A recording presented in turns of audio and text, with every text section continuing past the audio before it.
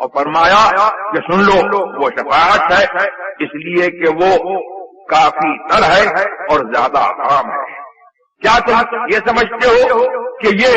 پرہیزگاروں کے لیے ہے؟ اہل ایمان جو پرہیزگار ہیں اترونہا للمؤمنین المتقین، کیا تم یہ سمجھتے ہو کہ یہ اہل اسلام پرہیزگار ایمان والوں کے لیے ہے؟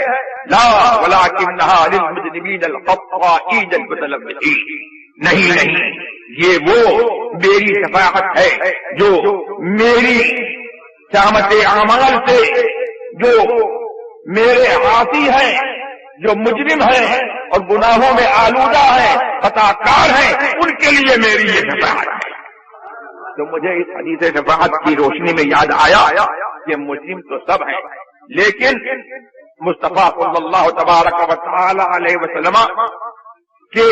ہم چاہنے والے ہیں، ان کے غلام ہیں، ان کا کلمہ پڑھنے والے ہیں، تو ہمیں جو ہے اس دنیا میں بھی یہ امید ہے کہ ان کے کرم سے جو ہے جب اٹھائے جائیں گے تو سسرے ہو کر کے اٹھیں گے اور قیامت میں جو ہے ہمیشہ بہت گے۔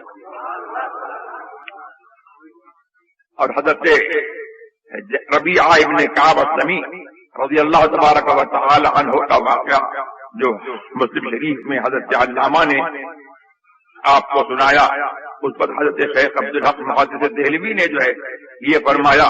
کیا اطلاق سوال کہ فرمود بخا وہ تخصیص نہ کر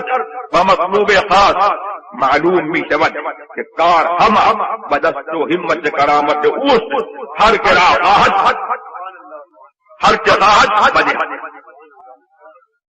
حضور نے فرمایا سل مانگ لو، سوال کو مطلق رکھا، اور ایک روایت میں سل ما شئتا عام فرما دیا کہ جو چاہو مانگ لو۔ اس سے پتہ لگتا ہے کہ اللہ تبارک و تعالی نے اپنا کارخانہ قدرت مصطفیٰ کے سپرد کر دیا ہے۔